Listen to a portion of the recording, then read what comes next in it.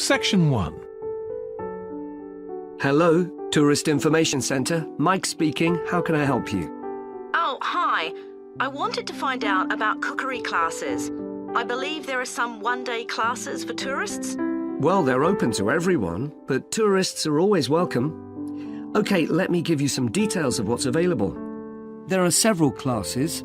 One very popular one is at the food studio. OK.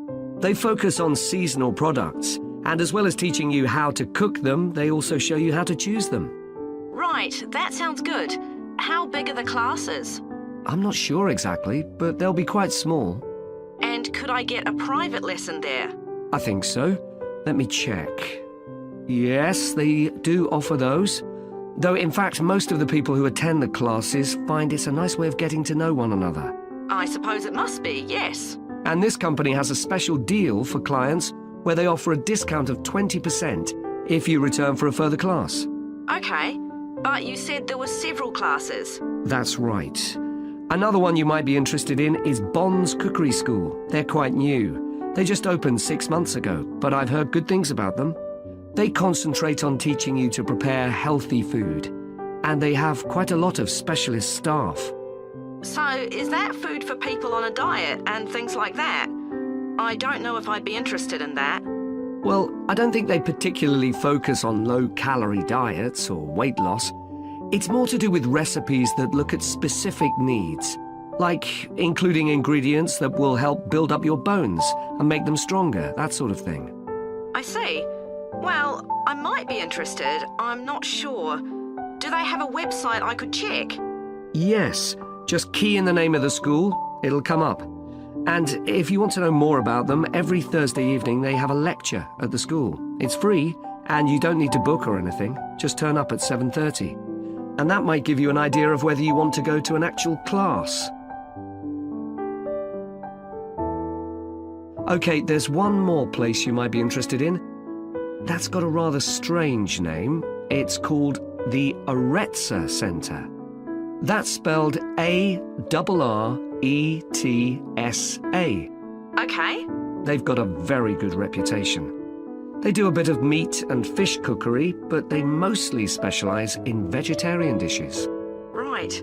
That's certainly an area I'd like to learn more about. I've got lots of friends who don't eat meat. In fact, I think I might have seen that school today.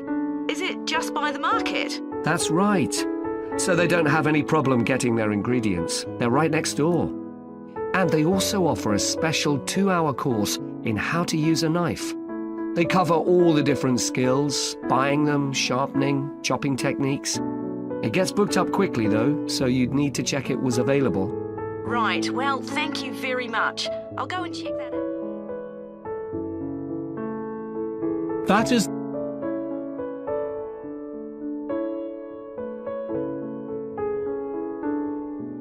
Section 2. Good evening, everyone. My name's Phil Sutton, and I'm chairman of the Highways Committee. We've called this meeting to inform members of the public about the new regulations for traffic and parking we're proposing for Granford. I'll start by summarising these changes before we open the meeting to questions. So, why do we need to make these changes to traffic systems in Granford? Well, we're very aware that traffic is becoming an increasing problem. It's been especially noticeable with the increase in heavy traffic while they've been building the new hospital. But it's the overall rise in the volume of traffic of all kinds that's concerning us. To date, there's not been any increase in traffic accidents, but that's not something we want to see happen, obviously. We recently carried out a survey of local residents, and their responses were interesting. People were very concerned about the lack of visibility on some roads due to cars parked along the sides of the roads. We'd expected complaints about the congestion near the school when parents are dropping off their children or picking them up. But this wasn't top of the list, and nor were noise and fumes from trucks and lorries, though they were mentioned by some people. We think these new traffic regulations would make a lot of difference. but we still have a long way to go. We've managed to keep our proposals within budget, just so they can be covered by the council. But of course it's no good introducing new regulations if we don't have a way of making sure that everyone obeys them. And that's an area we're still working on with the help of representatives from the police force. OK, so this slide shows a map of the central area of Granford with the High Street in the middle and School Road on the right. Now, we already have a set of traffic lights in the High Street at the junction with Station Road, but we're planning to have another set at the other end at the School Road junction to regulate the flow of traffic along the High Street. We've decided we definitely need a pedestrian crossing. We considered putting this on School Road just outside the school, but in the end we decided that could lead to a lot of traffic congestion. So we decided to locate it on the High Street, crossing the road in front of the supermarket. That's a very busy area, so it should help things there. We're proposing some changes to parking. At present, parking isn't allowed on the High Street outside the library, but we're going to change that and allow parking there, but not at the other end of the High Street near School Road. There'll be a new no parking sign on School Road just by the entrance to the school, forbidding parking for 25 metres. This should improve visibility for drivers and pedestrians, especially on the bend just to the north of the school. As far as disabled drivers are concerned, at present they have parking outside the supermarket, but lorries also use those spaces, so we've got 2 new disabled parking spaces on the side road up towards the bank. It's not ideal, but probably better than the present arrangement. We also plan to widen the pavement on School Road. We think we can manage to get an extra ½ metre on the bend just before you get to the school, on the same side of the road. Finally, we've introduced new restrictions on loading and unloading for the supermarket, so lorries will only be allowed to stop there before 8 AM. That's the supermarket on School Road. We kept to the existing arrangements with the High Street supermarket. OK, so that's about it. Section 3. We've got to choose a topic for our experiment, haven't we, Jack? Were you thinking of something to do with seeds? That's right. I thought we could look at seed germination, how a seed begins to grow. OK. Any particular reason? I know you're hoping to work in plant science eventually. Yeah, but practically everything we do is going to feed into that. No, there's an optional module on seed structure and function in the 3rd year that I might do. So I thought it might be useful for that. If I choose that option, I don't have to do a dissertation module. Good idea. Well, I thought for this experiment, we could look at the relationship between seed size and the way the seeds are planted. So we could plant different sized seeds in different ways and see which grow best. OK. We'd need to allow time for the seeds to come up. That should be fine if we start now. A lot of the other possible experiments need quite a bit longer. So that'd make it a good one to choose. And I don't suppose it'd need much equipment. We're not doing chemical analysis or anything. Though that's not really an issue. We've got plenty of equipment in the laboratory. Yeah, we need to have a word with the tutor if we're going to go ahead with it, though. I'm sure our aim's okay. It's not very ambitious, but the assignment's only 10% of our final mark, isn't it? But we need to be sure we're the only ones doing it. Yeah, it's only 5% actually, but it'd be a bit boring if everyone was doing it. Did you read that book on seed germination on our reading list? The one by Graves?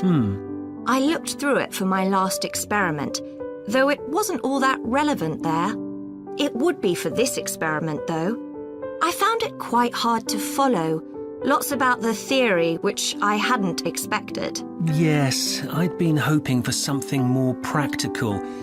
It does include references to the recent findings on genetically modified seeds, though.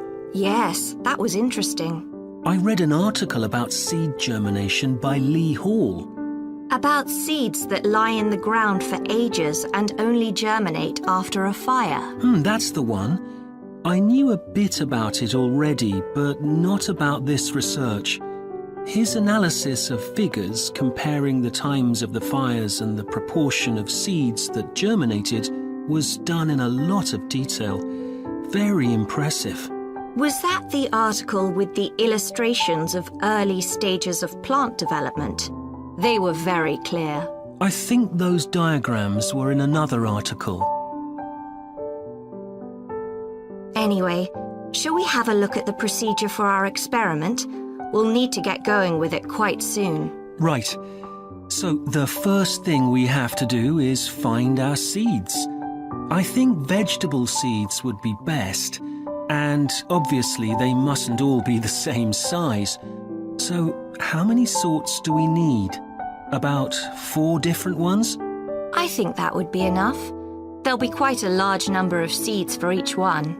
Then for each seed, we need to find out how much it weighs and also measure its dimensions. And we need to keep a careful record of all that. That'll be quite time-consuming. And we also need to decide how deep we're going to plant the seeds.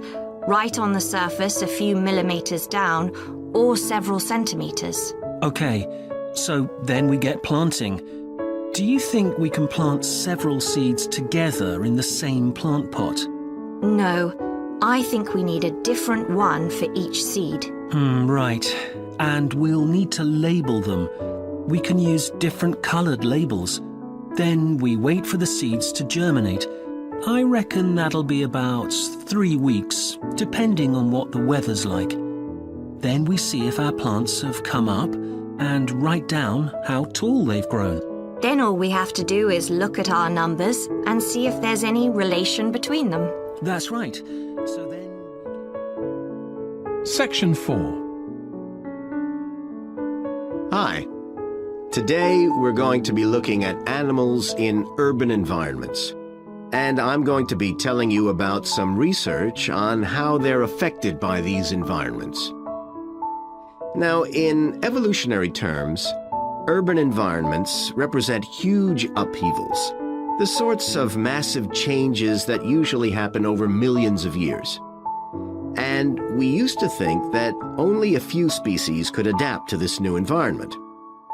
One species which is well known as being highly adaptable is the crow, and there have been various studies about how they manage to learn new skills. Another successful species is the pigeon, because they're able to perch on ledges on the walls of city buildings, just like they once perched on cliffs by the sea. But in fact, we're now finding that these early immigrants were just the start of a more general movement of animals into cities, and of adaptation by these animals to city life.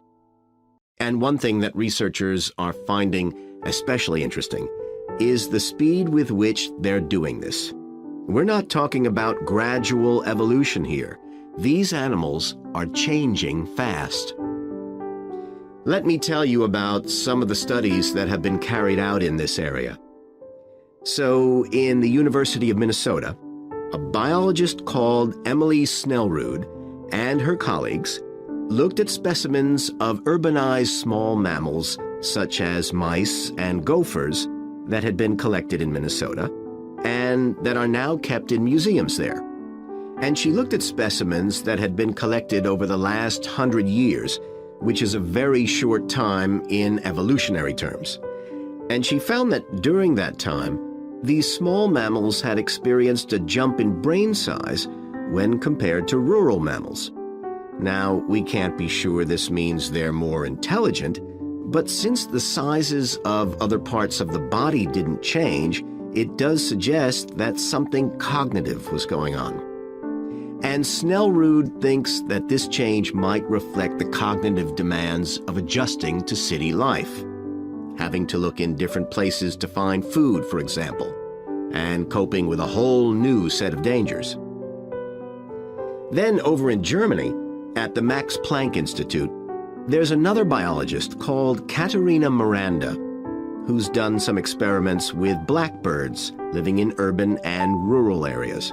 And she's been looking not at their anatomy, but at their behavior. So, as you might expect, she's found that the urban blackbirds tend to be quite bold. They're prepared to face up to a lot of threats that would frighten away their country counterparts. But there's one type of situation that does seem to frighten the urban blackbirds, and that's anything new, anything they haven't experienced before. And if you think about it, that's quite sensible for a bird living in the city. Jonathan Atwell, in Indiana University, is looking at how a range of animals respond to urban environments. He's found that when they're under stress, their endocrine systems react by reducing the amount of hormones such as corticosterone into their blood. It's a sensible-seeming adaptation. A rat that gets scared every time a subway train rolls past won't be very successful. There's just one more study I'd like to mention, which is by Sarah Parton and her team. And they've been looking at how squirrels communicate in an urban environment. And they've found that a routine part of their communication is carried out by waving their tails. You do also see this in the country, but it's much more prevalent in cities, possibly because it's effective in a noisy environment. So, what are the long-term implications of this? One possibility is that we may see completely new species developing in cities. But on the other hand, it's possible that not all of these adaptations will be permanent. Once the animals got accustomed to its new environment, it may no longer need the features it's developed. So now we've had a look at adaptation.